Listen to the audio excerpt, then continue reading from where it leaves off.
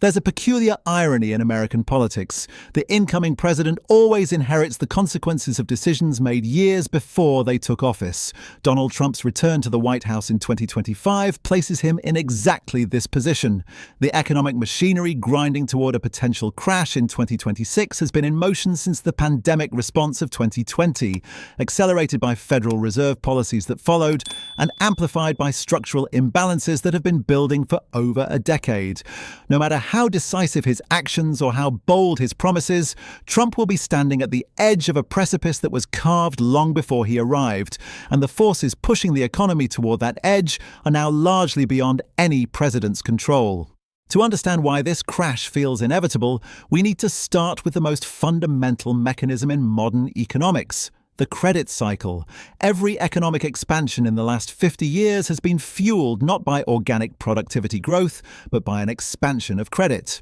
Banks lend more, businesses borrow to expand, consumers finance purchases they couldn't otherwise afford, and this borrowed money flows through the economy, creating the illusion of prosperity. But credit-fueled growth always contains the seeds of its own destruction.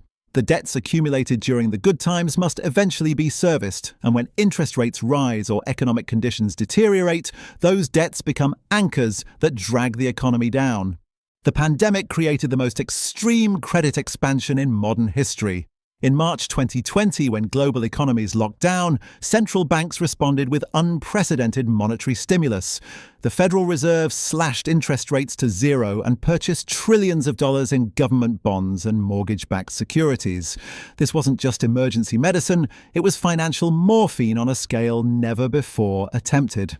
Commercial banks, flush with reserves, extended credit to businesses through government-backed loan programs.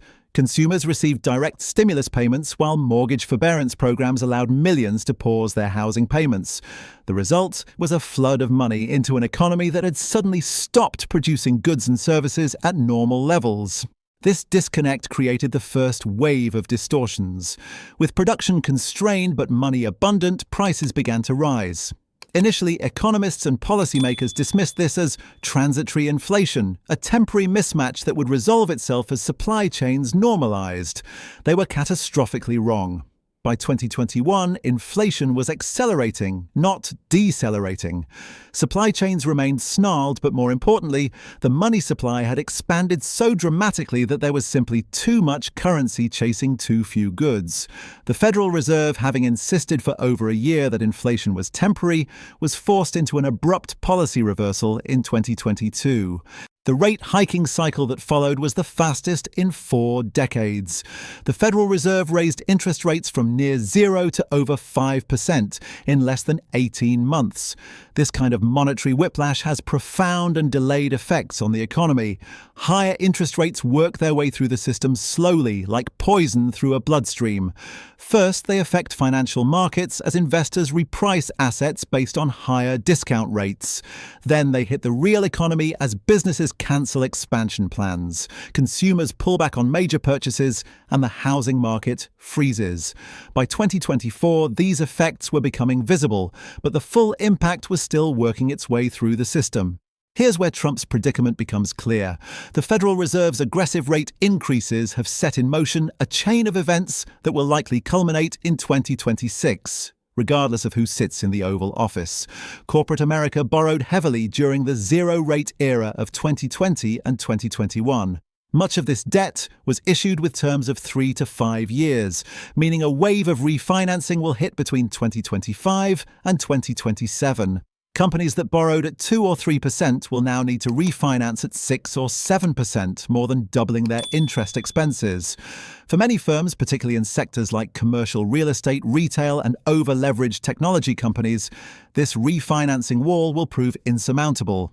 Commercial real estate deserves special attention because it represents one of the most vulnerable sectors in the American economy. The shift to remote work that accelerated during the pandemic has permanently reduced demand for office space in major cities. Office vacancy rates in markets like San Francisco, New York, and Chicago are at historic highs, yet the buildings still carry mortgages based on pre-pandemic valuations. These mortgages, typically structured as 5 or 7-year loans, are now coming due. Property owners face a brutal choice: refinance at much higher rates on buildings worth far less than when they borrowed, or default and hand the keys to the lender. Regional banks, which hold a disproportionate share of commercial real estate loans on their balance sheets, are sitting on hundreds of billions in unrealized losses. The banking sector's fragility extends beyond commercial real estate. The collapse of Silicon Valley Bank and Signature Bank in March 2023 revealed a fundamental vulnerability in the financial system. When interest rates were near zero, banks purchased long-term government bonds as safe, yield-generating assets. But when rates rose sharply, the market value of these bonds plummeted. Banks found themselves technically insolvent, holding assets worth less than their liabilities, even though the bonds would eventually mature at full value. The only thing preventing a wave of bank failures was accounting rules that allowed them to avoid marking these bonds to market. But this is a ticking time bomb. If depositors lose confidence and withdraw funds, banks will be forced to sell these underwater bonds at losses, triggering actual insolvency. Trump's policy toolkit offers little defense against these structural realities. His preferred economic lever is fiscal stimulus, tax cuts, deregulation, and government spending on infrastructure or defense. But fiscal stimulus works by increasing demand, and the coming crisis is not fundamentally a demand problem. It's a debt problem, a solvency problem, and a structural adjustment problem. Pumping more money into an over-indebted economy is like giving caffeine to someone suffering from exhaustion. It might create a temporary burst of energy, but it worsens the underlying condition. Consider his signature policy from his first term, the 2017 tax cuts. These reduced corporate tax rates from 35% to 21%, with the promise that companies would use the savings to invest in expansion, R&D, and worker wages. Instead, corporations use the windfall primarily for stock buybacks and dividend payments, funneling money to shareholders rather than productive investment. The tax cuts added nearly $2 trillion to the national debt over a decade without generating the promised economic transformation.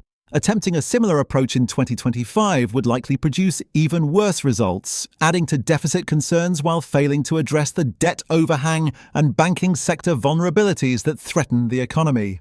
Tariffs and trade policy present another complication. Trump has consistently advocated for aggressive tariffs on imports, particularly from China, as a way to protect American manufacturing and reduce the trade deficit. But tariffs are, by definition, inflationary. They raise the cost of imported goods, forcing American consumers and businesses to pay more. In an economy already struggling with elevated inflation and a Federal Reserve trying to maintain tight monetary policy, additional tariff-driven price increases would be economically and politically toxic.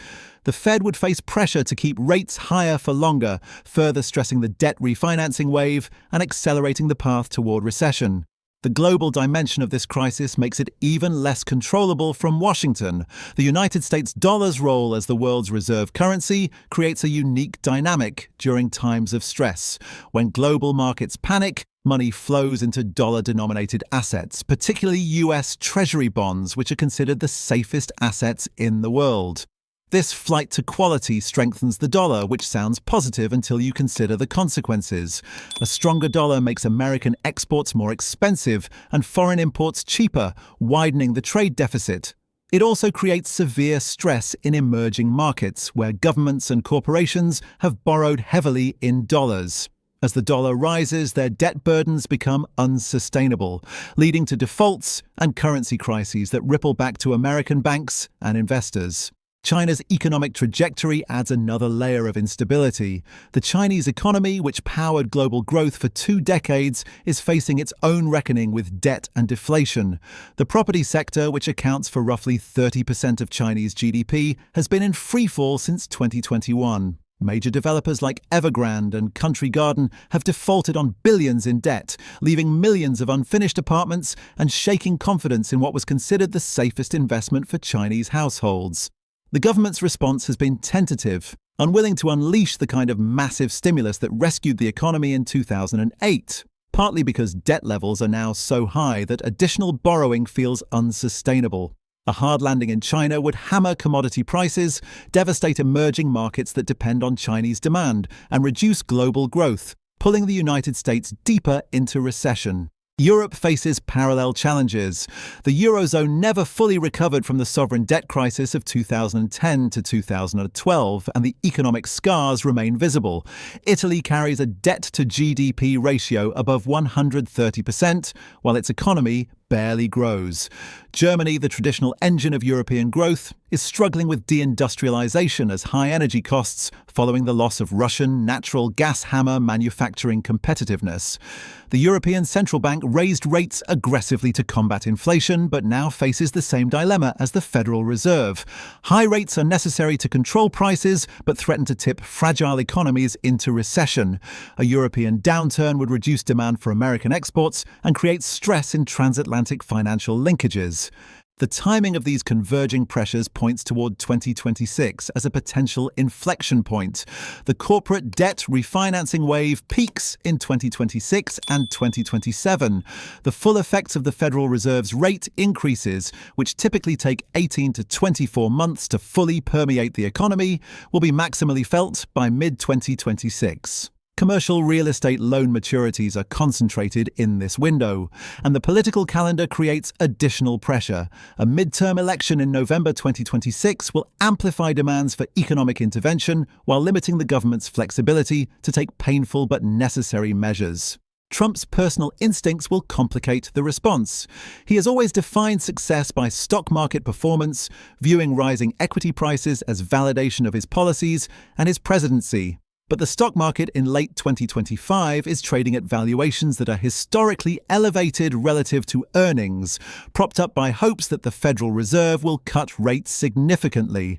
If a crisis hits in 2026, the market could fall 30 to 40%, a decline that would be both economically destabilizing and personally devastating to a president who stakes his reputation on market performance. The pressure to do something would be enormous, but the tools available would be limited and potentially counterproductive. The Federal Reserve represents another constraint on presidential power. While Trump has repeatedly criticized Fed Chairman Jerome Powell and advocated for lower interest rates, the Fed operates with statutory independence precisely to insulate monetary policy from political pressure. If inflation remains elevated or resurges, the Fed cannot simply cut rates to please the president without risking its credibility and potentially making inflation worse. And if the Fed is forced to choose between supporting asset prices through rate cuts or maintaining its inflation-fighting credibility, it will choose credibility. Central banks that lose credibility face catastrophic consequences. As numerous examples from emerging markets demonstrate, the Fed will not sacrifice its institutional legitimacy to rescue financial markets or boost a president's approval ratings. Congressional dysfunction adds another dimension of paralysis. The federal government's debt ceiling will need to be raised in 2025, and the process is likely to be chaotic and politically weaponized as it has been in recent years. Even if there's political will for fiscal stimulus or emergency measures during a crisis, the legislative process is slow and partisan. The TARP program that stabilized the financial system in 2008, passed only after the initial failure of the bill, triggered a stock market crash that finally shocked Congress into action. Getting similar emergency legislation through a divided and dysfunctional Congress could take weeks or months of economic pain before the political will materializes. There's also the question of what tools remain available after the extraordinary measures of 2020 and 2021. Central banks and governments deployed essentially every weapon in their arsenals during the pandemic. Zero rates, quantitative easing, direct fiscal transfers, loan forbearance, and emergency lending facilities. Many of these tools were effective precisely because they were unprecedented and unexpected. But you cannot surprise markets twice with the same intervention. If the response to a 2026 crisis looks like a replay of 2020, its psychological impact will be muted and its effectiveness diminished. Markets will ask, rightly, whether this is solving the problem or simply postponing the inevitable while making the eventual reckoning worse. The structural problems in the American economy predate Trump and will outlast him. Productivity growth has been anemic for 2 decades. Wage growth for median workers has barely kept pace with inflation for 40 years. The economy has become increasingly financialized, with a growing share of profits flowing to the financial sector rather than to productive enterprises. Infrastructure is aging and inadequate. Educational outcomes have stagnated even as the cost of education has soared. Healthcare consumes nearly 20% of GDP, while delivering outcomes worse than peer nations that spend half as much. These are not problems that can be solved with tax cuts or tariff adjustments. They require sustained investment, difficult political trade-offs, and a willingness to challenge powerful incumbent interests. The political economy of crisis response presents its own obstacles. The 2008 financial crisis and the pandemic response both involved massive transfers of wealth upward, as asset purchases and zero rates inflated the value of stocks, bonds, and real estate held disproportionately by the wealthy. Meanwhile, working-class Americans saw limited wage gains and bore the brunt of pandemic disruptions and inflation. Public appetite for another round of bailouts and stimulus that primarily benefits asset holders is essentially zero. Any crisis response will face intense scrutiny and populist backlash if it's perceived as another rescue for Wall Street at the expense of Main Street. This political constraint limits the government's freedom of action even in an emergency. International coordination, which was crucial to managing the 2008 crisis, looks far more difficult today. The G7 and G20 provided forums for synchronized fiscal and monetary responses that prevented competitive devaluations and beggar-thy-neighbor policies. But the geopolitical environment has deteriorated dramatically. US-China relations are at their lowest point in decades, with both sides viewing each other as strategic rivals rather than economic partners. The Ukraine war has fractured Russia's economic ties with the West. Trade tensions persist across multiple relationships. The trust and goodwill necessary for coordinated crisis response simply doesn't exist in 2025 the way it did in 2008. Each country will be more likely to pursue narrow national interests, leading to suboptimal collective outcomes.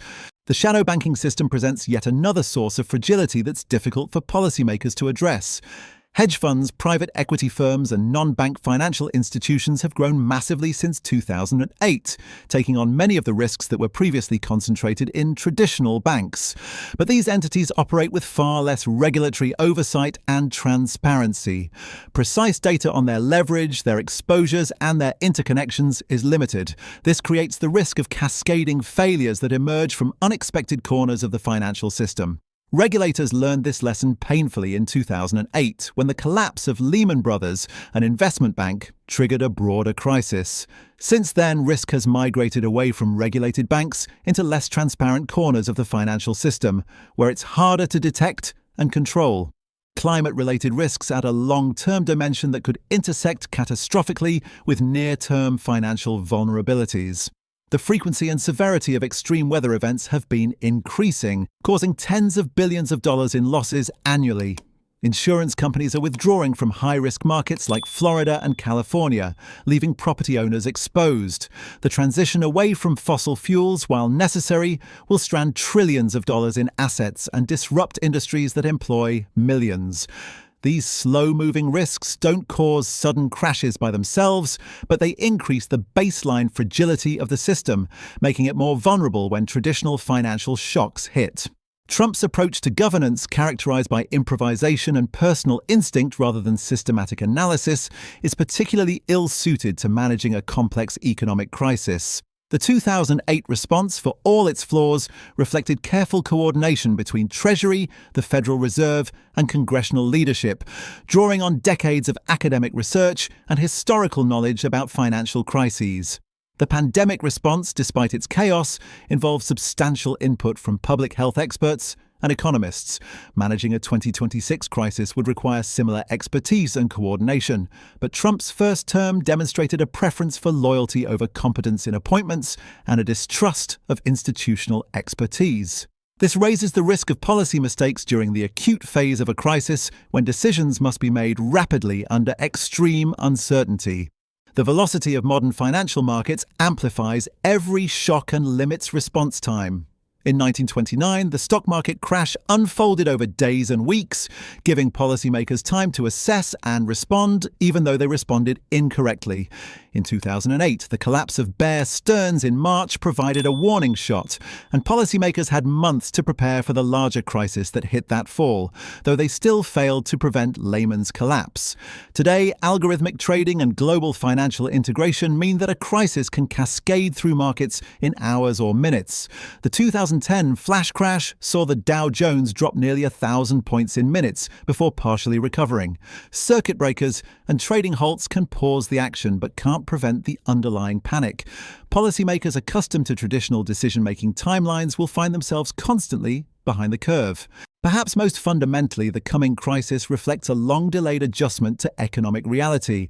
For decades, the United States has consumed more than it produces, financed by borrowing from the rest of the world. Americans have maintained living standards through credit expansion rather than income growth. Asset prices have been inflated by repeated rounds of monetary stimulus whenever growth faltered. The bill for these postponed adjustments is coming due, and there's no painless way to pay it. Either the adjustment happens through a crisis, sudden and disruptive, or it happens through years of slow growth and declining living standards.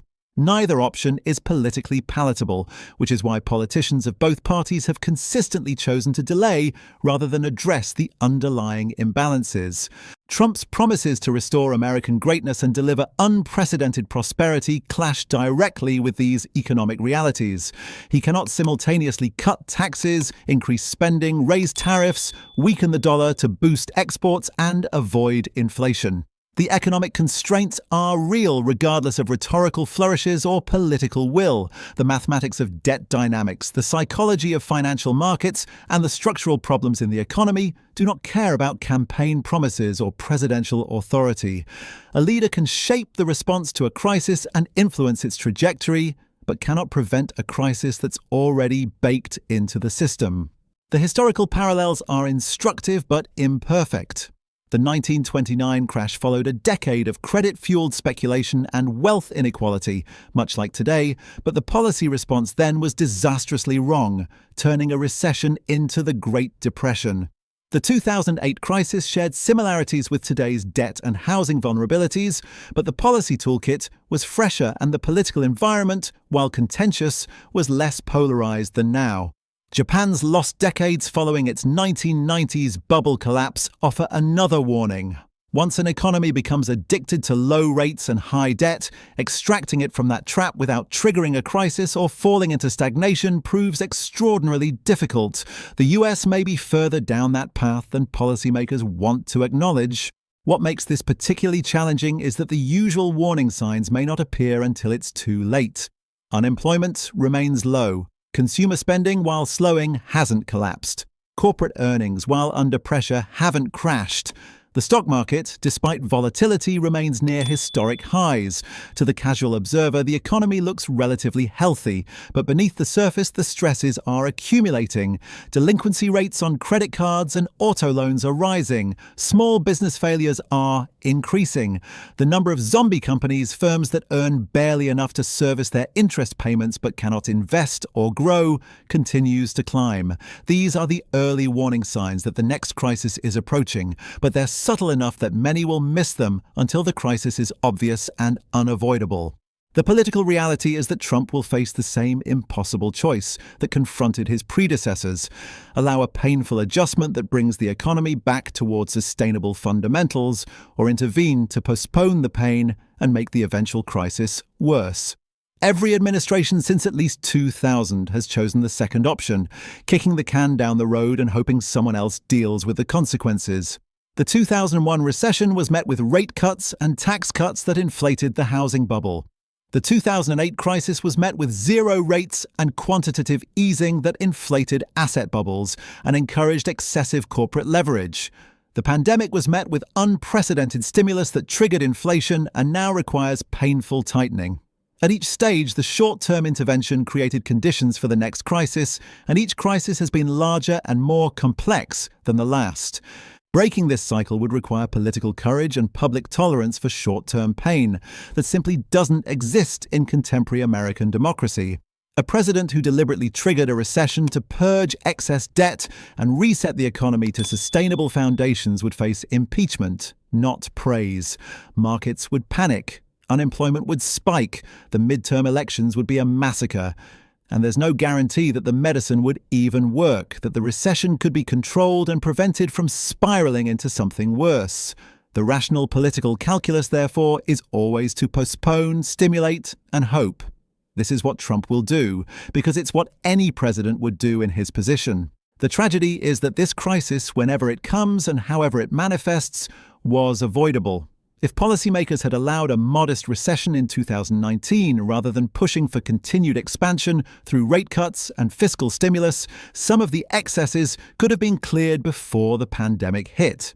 If the pandemic response had been more targeted rather than flooding the system with liquidity, inflation might have been contained. If the Fed had begun tightening earlier and more gradually, the adjustment could have been smoother.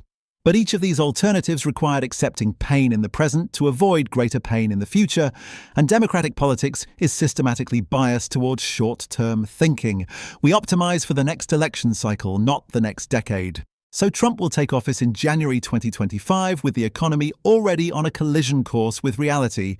He will have roughly 12 to 18 months before the crisis likely hits.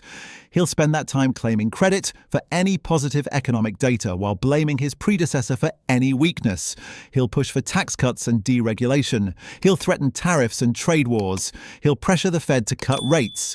And none of it will matter, because the fundamental drivers of the crisis operate on a timetable that's independent of politics. The debts will come due, the refinancing wave will hit, the zombies will fail, the losses will be realized, and then sometime in 2026, probably triggered by something unexpected in some corner of the market that few were watching, the crisis will begin.